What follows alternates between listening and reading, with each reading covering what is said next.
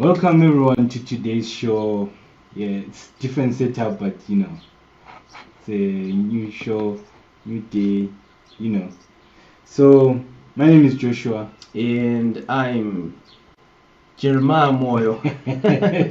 I thought we should tell you our names in full so that at least next time you won't have an issue remembering or knowing. Yes. So my name is Jeremiah Moyo and I'll be your co-host for this show, the Southern Region Division 1 review, the show where we talk about everything football, everything that is Southern Region Division 1 football. Yes. So let's get into it.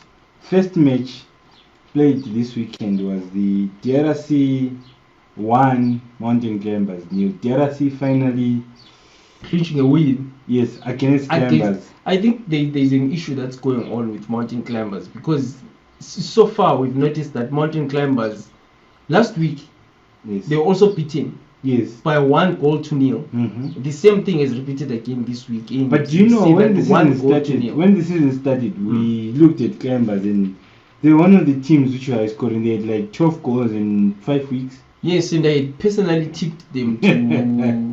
I owned you though. But now I'm not sure. I owned you. I know, but I'm not sure now if they're going. We'll be talking mostly about key players that we think have outperformed from the start of the season to now, and teams which are really performing, and the teams which are not performing at the same time.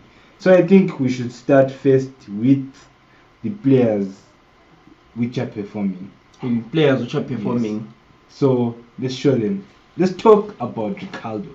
Ricardo managed to grab, I think, 2 assists. No, he scored 1 goal. He scored 1 goal and an assist. Yes.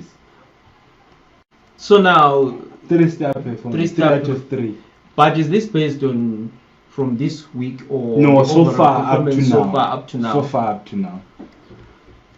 I don't know. What do you think about Ricardo? Can you tell us a bit what you think? For him, I think it's an improvement compared to last season. Last season he was nowhere to be seen. He was like a player which didn't exist at all whatsoever. And now we're seeing him scoring goals, and I think they've finally found a sweet position for him to play in. So I'm impressed with his performance. I still remember from this weekend's game when people were saying that they are probably allowing Ricardo to run riot. Yeah, because what happens is the team is built in a way that allows Ricardo to do those runs. What position was he playing this weekend? He was playing left wing. Left wing. Yes. He was running, but he was moving from the center. Winger, yes. He was going into the center where we find he was sort of playing like a central attacking midfielder in certain instances. Yes. I still remember. Yes. And then whenever the ball in possession, when they were not defending and attacking, he would then slide from the center, moving to the left wing. That's what I'm saying. That team is built to allow him to do those movements. It's legitimately built to allow him to move from in and then go to the wing and then receive the ball from there on. So I think it's good. I think he's really improved this season. And then let's move on to another player. Who is this one? Nathaniel. I gave him 1 star because Nathaniel is failing to score when they really need him. Check out the match between Adachi and ZPC. Horrible performances. So I think the next game, if he doesn't shine, he's falling off this list. Yeah, because from what I was also thinking, him having played in the Premier League, he hasn't. I think that he hasn't played. Yeah, he hasn't. I think that's why people are saying that's why Chikenin is not bringing you back. Because he's on loan. Yes.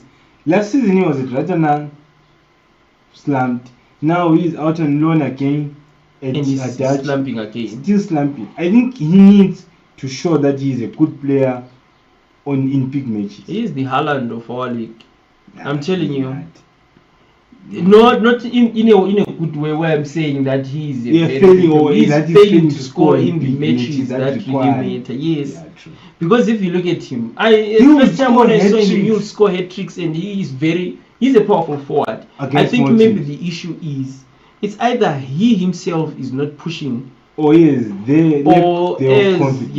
you lack encouragement from your team when they don't tell you that the pressure is on because of facing this team. Do you know if you fail to score against like the big teams, then it means whoever plays in your position and manages to score in 2 or 3 games which are big in your same matches, position, which are big games, he is the one who's that going to person start going first. Yes, because he's going to the first game because you're not delivering. Yes. So I think that's why I gave him a 1 star, because I think I think it's a well-deserved 1 star though. He's They're about just to giving him follow. the fact that he has managed to score and then, but failing to score in major games. Yeah. Let's talk about Tendai Rudiger. Yes. Centre back, captain for CU. He's very formidable. I think the clean sheets at CU are attributed to his presence. In all honesty, I think so. He's one player that's showing us that he is capable, because CU has only conceded 7 goals now. 7 goals. Yeah. 7 goals in 10 matches, which means it's like an average of less than a goal per 90. Yeah. Which makes sense. Playing as a centre back again this season, the previous game. I think he is one of the formidable centre backs. He is. For me, the impressive part about him is the fact that he is the captain to begin with. He's very good at commanding his players, not only in defense, also in attack. Plus, he is one player who can move from centre back to right back. Yeah. And I've also seen him take shots. He does. He's the free kick taker for the team, set piece taker. So I think now I think the only way he can get a 3-star rating is when the team really starts conceding less goals. Yes. We need at least 0.5 per 90 at most, or less than that. We can't have something like 0.7, which means it equates to almost having a goal every 90. But I think also the fact that for me, when I look at Tendai Rukoche, I see someone who is solid. His physique is quite impressive, and you can see the way he is able to jump for balls and mid-air challenges. He manages to capture the ball, and whenever he fails, let's say to close a player, he is not one to just let the ball move. Yeah. He chases the opponent and makes sure that at least distract or obstruct the shot. True. So which kind of he's got good field coverage. Yeah, he does. So I'm saying if he continues to progress and build himself up and not be satisfied with whatever he's doing now, that is ending these 2 stars. I think he's someone who is maybe in the next season. If teams really play attention. Yes. He's someone who is really Arthur centre back for Arsenal. Wait, so Arsenal players here are getting 3 stars? Yeah, because the truth is, this other last season was injured. Most of the season came from Bulawayo Chiefs. They dropped him. Yes. Now he's a starter regular and the team is conceding less. I think it's very impressive. I think it's one of the teams who have conceded less goals. They've only conceded 2 goals. 2 goals. This season they've only conceded 2 goals. So I think, you know what, maybe it goes back to them finding ways of accommodating all the players with different playing styles, and making sure that they are in the game and in the position they need. I think it's him wearing number 4 there on that picture there. Yes, the one next to, like, 4th from your right. Yes, that is him. That's Arthur, and I think the other centre back, the one on the far left, is also. We're also going to try and focus on his play, but for now, I'm saying Arthur could play. Yes, Arthur could play.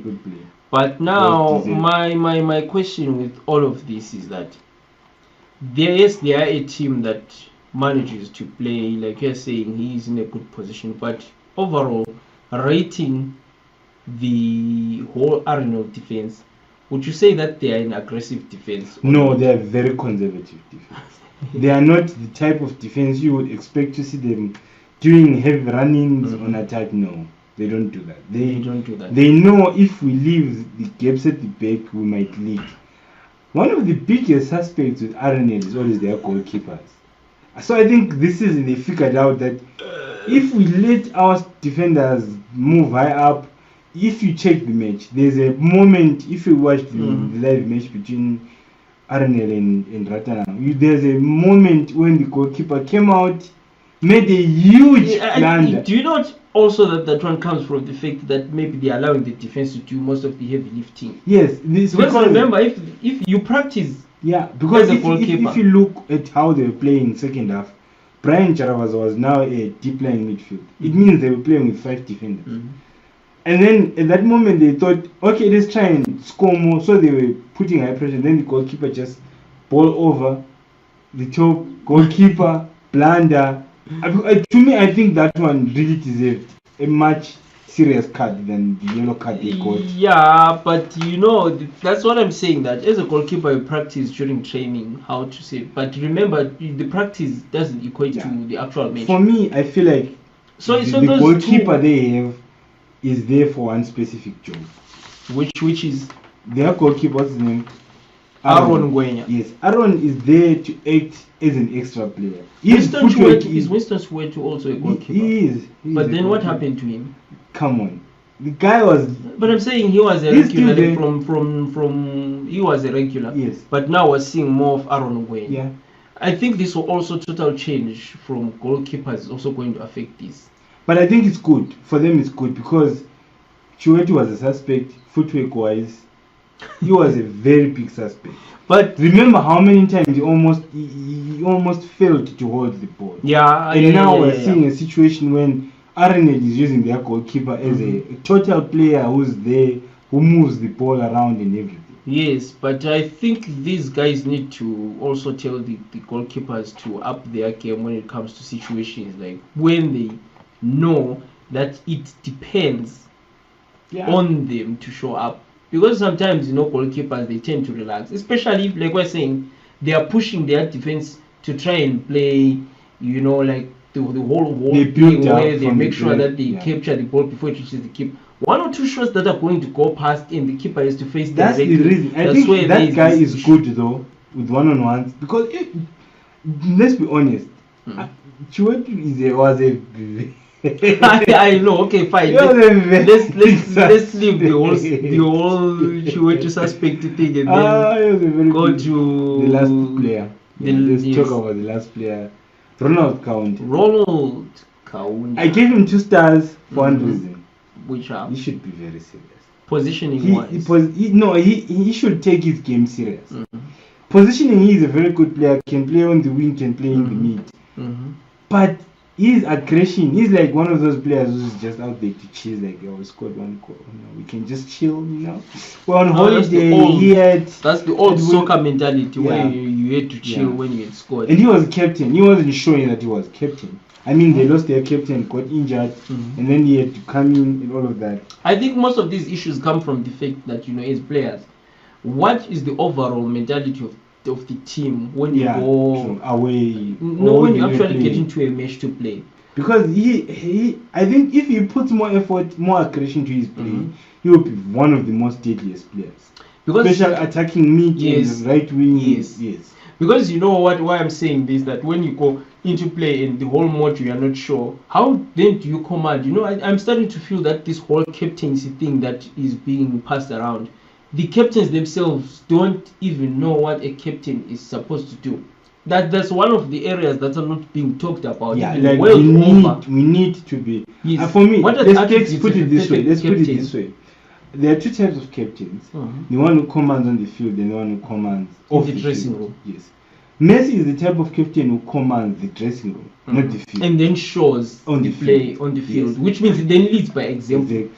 And then players like Cristiano, they command on and off the field. Even if you say you're a coach, Cristiano go out there, motivate the players. He's able to do that. Even players like Kevin De Bruyne, like Gundo, they are capable of doing that, right? If for example Arnel, Zusiso Tambo commands. And like we also mentioned in their coach, they commands directly in the ground. Yes, because they are able to play. Now I'm not sure about these other teams. Are they really getting in there and telling their players that, guys, you know what, when we get into the field, we expect this and this, because you are playing the role of a coach in the field. Remember, you always need to remember to remind your players that, guys, this whole formation that we're now playing, is it the one that we discussed? We need to up this and do this During set pieces, that's the time when you need to whisper to your defenses. Guys, Exactly. move up or come because back down. If you realize something, it's the same issue we're having with Ajax. They cause it a goal, they're all heads down. Yes. Captain is also what? Heads down. Like, how do you then motivate a team to say, let's move on from this?